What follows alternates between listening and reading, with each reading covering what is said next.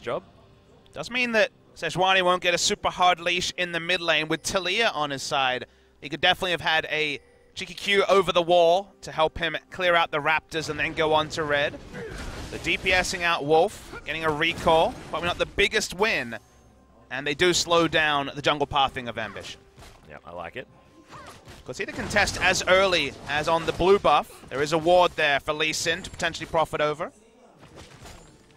Now Crown already starting to shove Faker underneath his turret. Ambition, a lot of space bought based on that. So a lot of how this comp worked, I think, just comes around Talia creating pressure on the map and then Ambition being able to utilize it. Yeah, Ruler on the Varus and Talia from Crown. Both of those shoves super hard as early as level 1, but cement that around level 2, 3. And that is one of the things that has allowed the pressure to be relieved off other lanes. Saw so much roaming from Samsung, even without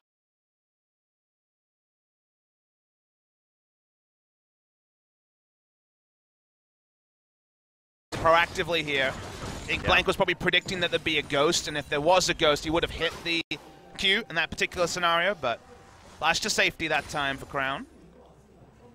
Having mid lane priority with this Talia has been such a big difference from recent drafts from Samsung, where very often Crown has been counterpicked or just been forced onto team utility, like an Orianna, for example. Very true. And had a defensive laning phase. Him having lane presence relieves pressure from Ambition, doesn't need to make all the plays. And the Talia basically auto-wins every lane to a point. For some champions, it's always. For some champions, level 7 to level 9. Talia does so well in the early game that's helping Samsung get over their hiccups, where early game has been a hiccup and then some for Samsung Galaxy in the past month or so. Now Faker actually going to be paying a lot of respect to Ambition, moving in towards the bottom side. Lots of pings coming in, but they don't know exactly where he is. Now Cuvée just trying to deal with Huni, who's still winning this matchup. Remember, First Blood went to Samsung on the top side of the map. It was Crown who was able to get up there, and Huni was punished. Now, him in the Grand Challenge will he make some changes for these fights. Ambition's just been able to power farm. Cost of lanes, going to just use the blasting plan to come top lane. First appearance in a lane for the game. Yeah, Cuvée actually looking for the stun onto Huni, and there's Ambition actually throws it out. They're trying to find the stun. Permafrost is going to lock them up, but Samsung Galaxy cannot tank this turret for too much longer, and they do get the Summoner spell, so worth it so far. Bit of a trade as there's the flash. Double Flay coming in as Blank wants to get this first blood. He's looking for Ruler. Doesn't quite land it, but there, just gets in melee range. Good exhaust. The heal comes out. Can Bang get the rend as he jumps under the turret? That's going to be first blood, and it's to Bang's Kalista. And just wonderful timing just as Kalista was walking back to lane. Max range lantern into instant Blank coming over the wall. Great stuff from SK Telecom T1.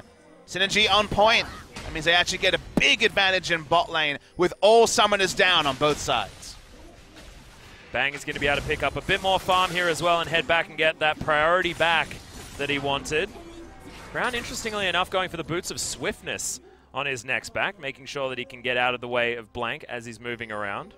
Yeah, it's a very surprising choice. Yeah. Cheaper option than, say, for example, the Sorcerer's Shoes, and just looking to sidestep the abilities, like you mentioned. Isn't the most slows on the side of SKT. They do have a handful. What is it, like the Cripple, the Box, Play, Rend? There's a few. Not demanded, though. It's not the sort of game where swiftness is anything other than a surprise, but roam speed certainly will be on point in the early game. And if you can just sidestep things like the Phosphorus Bomb and the rockets in laning phase, the extra HP it buys him could be relevant as well. Thankfully for Samsung, Cuvée seems to have turned around this matchup quite nicely. Still a level behind, but the trades are going further in favor of the Camille.